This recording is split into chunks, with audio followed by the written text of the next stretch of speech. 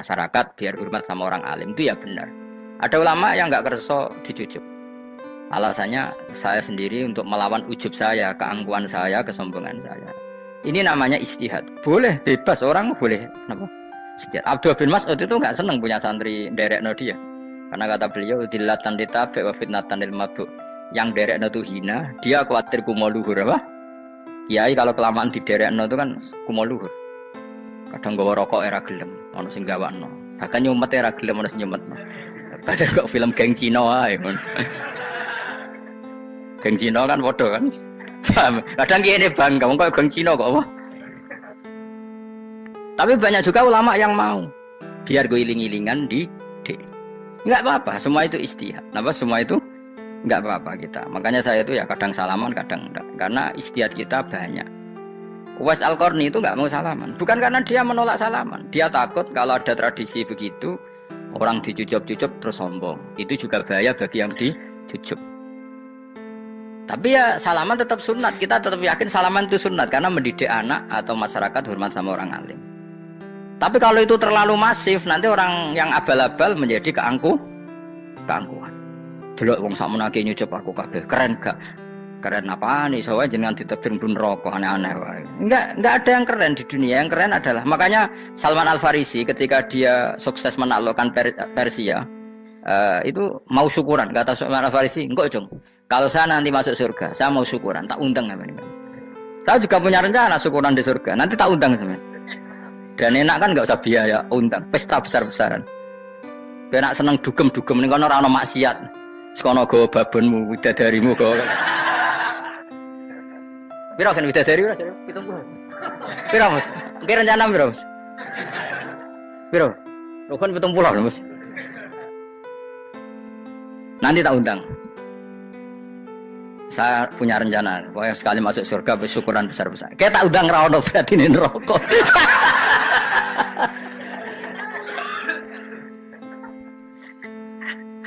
Tapi nak ngundang aku ra ono beda kelas sembrono. Dataku ra ono ning kelas wargamu ra ono. Kata Salman Al-Farisi gini, kamu ndak usah muji saya kan dia dipanggil ya Karim, kamu orang terhormat ya. Kata Salman Al-Farisi, in dakhaltul jannah fa ana karim wa in dakhaltun nar fa ana laim. Jadi saking sopannya ashabu Rasulillah itu ada yang dipanggil ya Karim aja enggak mau. Tunggu Jung ya, panggilan itu sematkan saya nanti ketika saya masuk surga. Kalau saya masuk surga fa ana karim, saya berstatus orang mulia. Tapi nanti kalau saya masuk neraka fa ana laim, saya orang yang terhina. Jadi dulu ashabu Rasulillah seperti itu. Terus ada ulama yang melawan nafsunya macam-macam. Misalnya saya milih jarang ada sowanan, saya dapati senang banyak santri sowan. Tapi bukan karena benci enggak. Karena saya takut sebagai orang yang sangat terhormat. Saya ngaji di mana-mana suka yang enggak usah pakai kursi. Guling-gilingan kalau saya dan kamu setara. Saya sebenarnya bisa aja minta kursi tinggi koyok ketua MK. Banyak kan ngaji nih serapati ngalim lagi gue kursi ning dhuwur, santrine ning ngisor guayane kok wong pinter-pinter. Jebule kitabe maknanan ben ra konangan. Sing rasa apa wong modus. Ya tapi tidak suudzon ya, tapi ono tenan wae. Tapi kalau saya cara berpikir sederhana, kita kan sama-sama umat Rasulullah, ya sudahlah hatin sawa. Lho andai kan kamu sanggup maca kitab ya gentenan ra masalah. Kadang ge maca aku ngrungokno, kadang aku maca enggak apa-apa. Nek ana sing wani. Tapi sekali salah tak lorot. Jadi dulu sahabat itu biasa. Ada yang cara ekspresi tawaduk kayak Uwais Al-Qarni enggak mau salaman karena takut dicucuk. Ada yang suka salaman karena mendidik. Banyak cara mereka melawan nafsunya sendiri apa? Melawan apa? Nafsunya.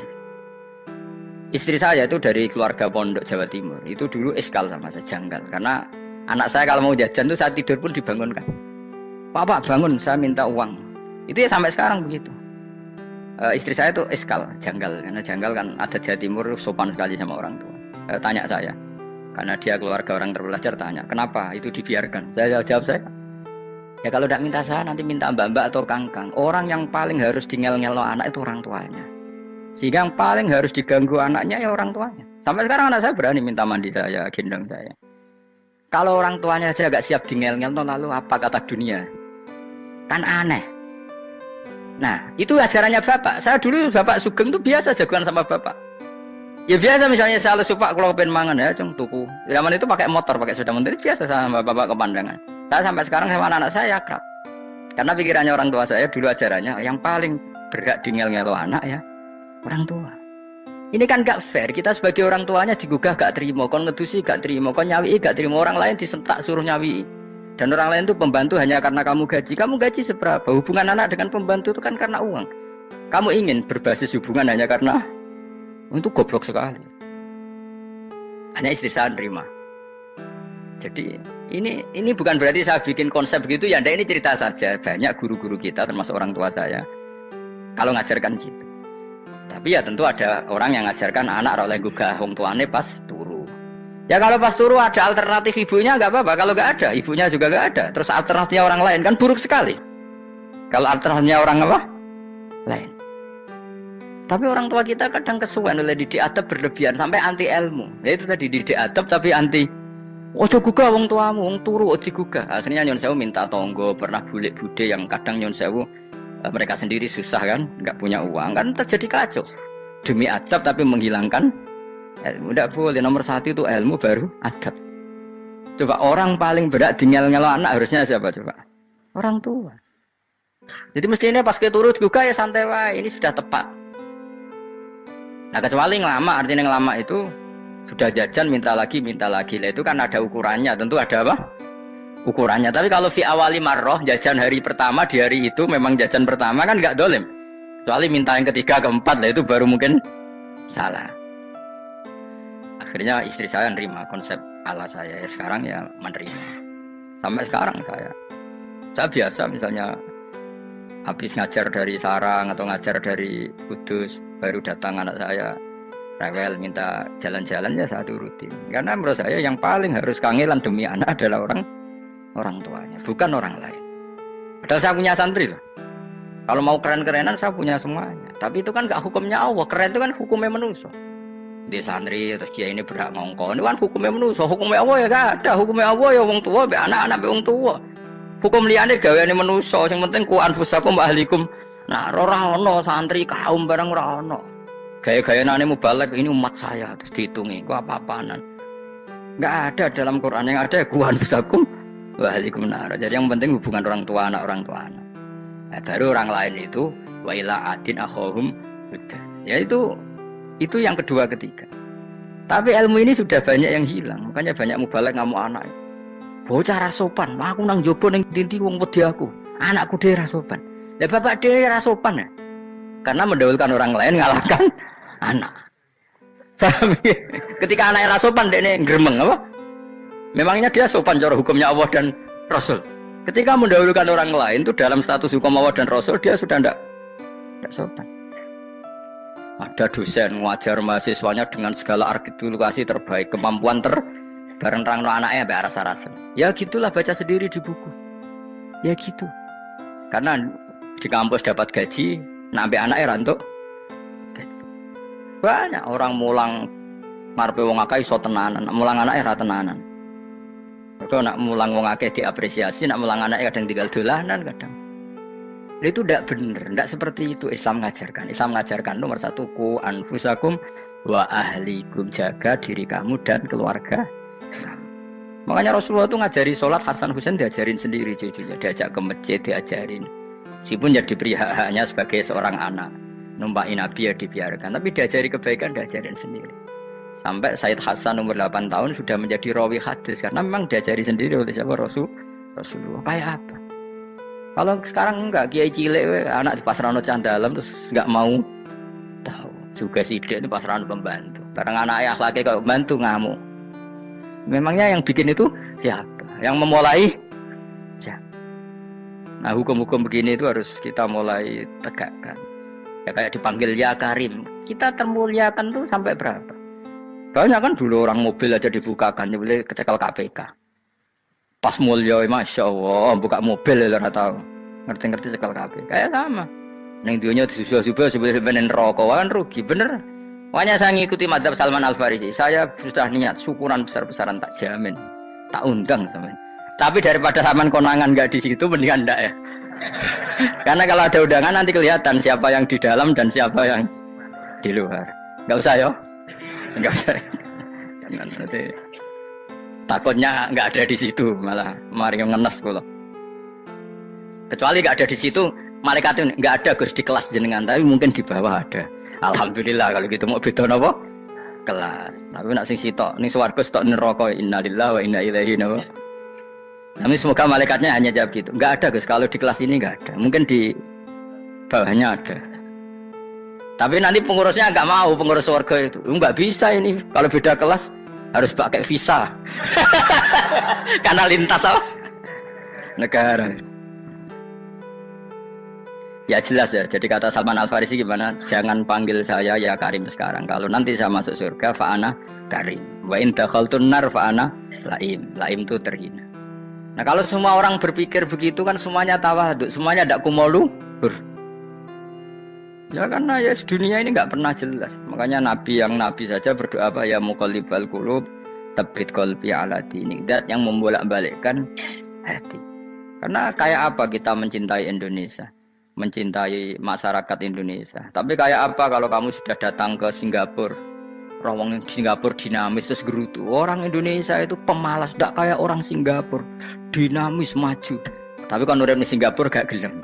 Tapi ini Indonesia menggerutu, orang Indonesia tidak kayak orang Singapura. Cara aku nak ngomong ngono gak usah urip ning Indonesia, kok ono urip ning Budi. Islam Indonesia gak mutu kayak di Timur Tengah, jubahan semua gini-gini. Enggak ana wong goblok ra iso ngaji jubahan ya dekne ra trimo goblok jubahan. Angel ngadepi wong ku angel. Terus kon piye?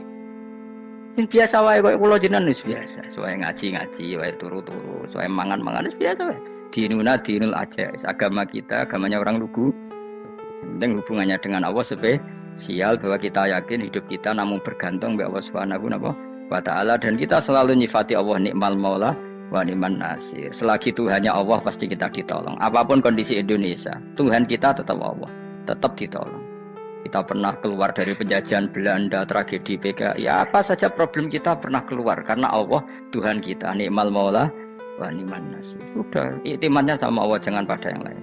Yang lainnya itu hanya aturan bernegara saja. Kita butuh presiden, butuh macam-macam, itu aturan bernegara. Tapi kesejahteraan kita tetap Allah nikmal maula. Karena kalau Allah yang enggak berkenan, Jawa dihilangkan les lewat ekuifaksi selesai. Atau meteor satu jatuh selesai. Makanya Allah selalu mensifati dirinya, saya yang memegang langit bumi, saya yang mengatur langit bumi. Beberapa benda langit enggak jatuh ke bumi karena saya, kata Allah. Inna wa yumsikus samawati wal ardo an tazula wa la in zalata in amsakahuma min ahadim min ba'di. Kalau sistem alam langit itu hancur, semuanya hancur. Tapi kita enggak. Kadang-kadang membayangkan dunia enggak hancur itu kalau kestabilan negara. Negara tak stabil, kalau alam enggak stabil mau apa? Semuanya enggak koruptor, semuanya adil. Tapi diguncang gempa tetap selesai. Diundang faksi tetap selesai. Makanya Allah selalu mengingatkan kita, aamintum man fis sama yakhsifa bihumul ardo fa idza hiya tamur. Kenapa kamu merasa aman di bumi? Bumi ini setiap saat bisa likuifaksi, kata Allah. Karena bumi itu dzatis sodok, potensinya pecah. Tapi kalau kita ingat situ kan akhirnya bergantung sama Allah. Sambil bernegara secara benar, bertetangga secara benar. Susahnya apa sih hidup benar? Wong hidup benar itu nikmat. Kalau mboten nate urip susah. Ngerti masalah sing pangeran Gusti, iki wae jenengan ya sudah selesai. Jadi nak tahlilan ojo ramene tok, dijiwai nikmal maula. Nikmat itu sebaik-baiknya, nikmat itu sebaik-baiknya. Artinya kita selagi punya Tuhan itu pasti nasib kita ya sebaik-baiknya. Ngomongin nikmal maula tapi mbek gerutu. Seramu tuh. Lengane ra dadi wali perkarane ya. Jadi wiridane wae tapi ra dijiwai, enggak boleh seperti itu. Tapi lumayan, timbang ora wali ra wiridan malah ra karu-karuan malah. La yuqdo alaihi muradan putusna sapa alaihi ing atase ahlun nar fil mauti lan mati fayamutu mongko iso dadi mati sapa ahlun nar faistarihu. Mongko iso istirahat sapa ngake. Jadi ahlun nar ketika disiksa minta mati. Maksudnya mereka minta mati itu tidak merasakan sakit. Tapi nyatanya mereka sudah tidak bisa mati. Berarti disiksa terus terus walai khafaf lan ora den ringan nopo anhum saking ahlun nar min adzabia saking siksa sinar torfata ene ning sak kedape mri kadari kakak mengkono-kono kabeh ekamat jasinahum tegese kaya oleh males ingsun wong akeh nadzi males ingsun kula kafurin ing saben-saben wong sing banget kafire banget ingkare ning Allah lan nikmat-nikmate Allah manane kafir bil ya iklan ya yadzi wa nunil nun al maftuhah kados kita tidak yadzi tapi napa nadzi nggih kadzalika nadzi kullakafur. Assalamualaikum warahmatullahi wabarakatuh.